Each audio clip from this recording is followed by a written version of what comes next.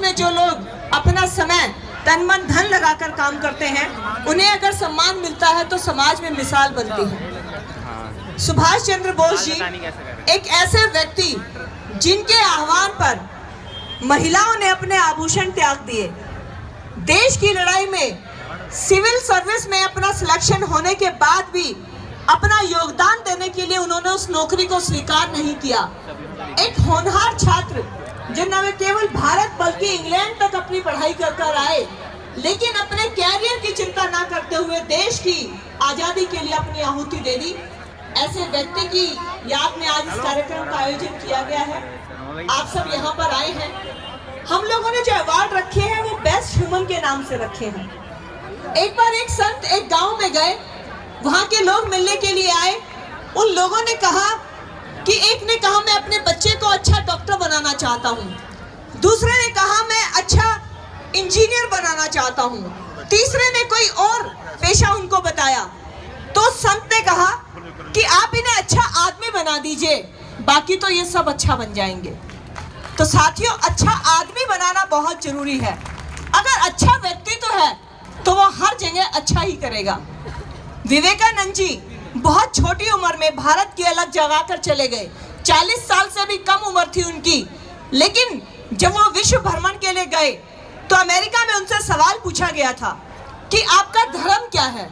तो विवेकानंद जी ने जवाब दिया, मेरा कोई धर्म नहीं है। तो अमेरिका के जो लोग थे उन्होंने पूछा कि नहीं, हिंदू संस्कृति तो बहुत पुरानी है, आप ऐसा क्यों कह रहे हैं कि आपका कोई धर्म नहीं है।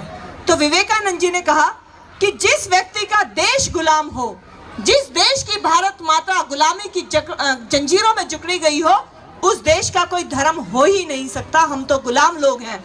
हमारा धर्म तब होगा जब हम अपने देश को आजाद कराएंगे। और 90 साल की लड़ाई, 1857 की मंगल पांडे की शुरू की हुई चिंगारी, 1947 में जब हमें आजादी मिली तो 6,12,000 देश के शहीदों ने अपनी जान दी थी इस देश के लिए। ये आजादी हमें मुफ्त में नहीं मिली है साथियों। इस आजादी के लिए बहुत बड़ा बलिदान दिया गया है। 23 साल के जवान बच्चे भगत सिंह, सुखदेव, राजगुरु दम निकले इस देश की खातिर। बस इतना अरमान है, एक बार इस पर मलना 100 जन्मों के समान है। देख के तेरी मस्ती मेरा मन भी डोला, माहे रंग दे बसंती चोला। तो ये रंग दे बसंती चोला जब जवानों ने रंगवाया था तब हमें आजादी मिली थी।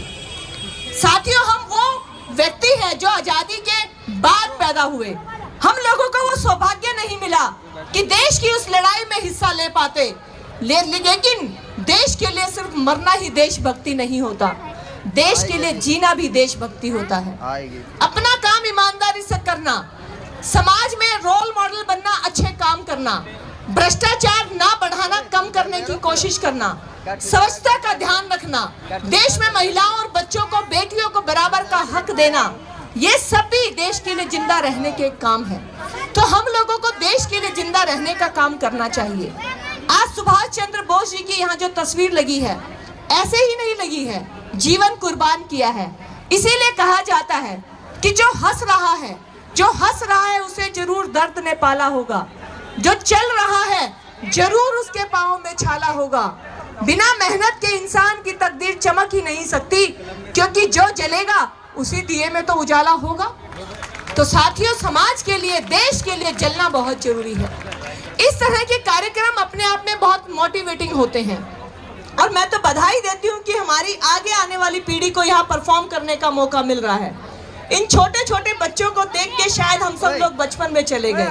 जगजीत सिंह की 2 लाइनें हैं, ये दौलत भी ले लो, ये शोहरत भी ले लो, भले छीन लो मुझसे मेरी जवानी, पर कोई लौटा दो वो कागज की कश्ती, वो बारिश का पानी। तो वो कागज की कश्ती, वो बारिश का पानी आज शायद लौट कर नहीं आएगा, लेकिन इन बच्चों के माध्यम से हम देख सकते हैं कि किस तरह से देश की पीढ़ी, अगली आने वाली को हमें तैयार करना है। आज यहाँ पर बहुत बड़ी संख्या में बच्चे हैं। आपसे भी एक जरूर मन की बात करना चाहूंगी। आप लोगों को लगता होगा कि हरदम मम्मी पापा टीचर्स एक ही बात करते हैं, पढ़ाई पढ़ाई और पढ़ाई, या आप ये अच्छी आदत अपना लो, ये बुरी छोड़ दो। हमेशा एक लेक्चरबाजी होती है, हरदम घर में एक मॉरल टीचिंग चलती है, लेकिन आप अपनी जिंदगी के